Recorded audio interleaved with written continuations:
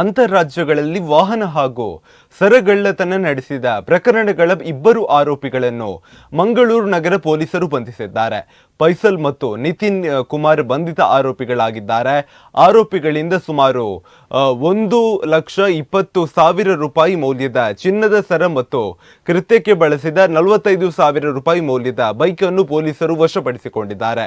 December 12ರಂದು ಎಆರ್ಡಿಯ complex ಒಂದರ parking ಬಳಿ ನಿಲ್ಲಿಸಿದ್ದ bike ಕಳವು ಆಗಿರುವ ಬಗ್ಗೆ ಕದ್ರಿ ಪೊಲೀಸ್ ಠಾಣೆಯಲ್ಲಿ ದೂರು ದಾಖಲಾಗಿತ್ತು. ಈ ಬಗ್ಗೆ ಕದ್ರಿ ಅಪರಾಧ ವಿಭಾಗದ ಸಿಬ್ಬಂದಿಗೆ ದೊರೆತ ಖಚಿತ ಮಾಹಿತಿಯಂತೆ ಡಿಸೆಂಬರ್ 16ರಂದು ಪ್ರಕರಣದ ಪ್ರಮುಖ ಆರೋಪಿ ಫೈಸಲ್ ಅಲಿಯಾಸ್ ತೋಟಾ ಫೈಸಲ್ ಮತ್ತು ನಿತಿನ್ ಕುಮಾರ್ನನ್ನು ವಶಕ್ಕೆ ಪಡೆದು ವಿಚಾರಿಸಿದಾಗ ಆರೋಪಿಗಳು ಡಿಸೆಂಬರ್ 13ರಂದು ಭಟ್ಕಳ ಗ್ರಾಮೀಣ ಪೊಲೀಸ್ ಠಾಣಾ ಸರಹದ್ದಿನ ಗರ್ಡಿ ಹಿತ್ಲು ಬೆಳಕೆ ಎಂಬಲ್ಲಿ ವಯೋವೃದ್ಧೆ ಹೋನಮ್ಮ ಮಹದೇವ ನಾಯಕಿ ಎಂಬವರ ಕುತ್ತಿಗೆಯಿಂದ ಚಿನ್ನದ ಚೈನ್ ಅನ್ನು ಕಸಿದುಕೊಂಡು ಪರಾರಿಯಾದ ಪ್ರಕರಣದಲ್ಲಿ ಭಾಗಿಯಾಗಿರುವುದನ್ನು ಬಾಯಿಬಿಟ್ಟಿದ್ದಾರೆ. ಆರೋಪಿಗಳಿಂದ ಚಿನ್ನದ ಸರ ಮತ್ತು ಕೃತ್ಯಕ್ಕೆ ಬಳಸಿದ ಬೈಕ್ ಅನ್ನು ವಶಪಡಿಸಿಕೊಳ್ಳಲಾಗಿದೆ ಎಂದು ಮಂಗಳೂರು ನಗರ ಪೊಲೀಸ್ ಆಯುಕ್ತ ಸುಧೀರ್ ಕುಮಾರ್ ರೆಡ್ಡಿ ಮಾಹಿತಿ ನೀಡಿದ್ದಾರೆ. ಆರೋಪಿಗಳ ವಿರುದ್ಧ ಈಗಾಗಲೇ ವಿವಿಧ ಠಾಣೆಗಳಲ್ಲಿ ಪ್ರಕರಣ ದಾಖಲಾಗಿತ್ತು.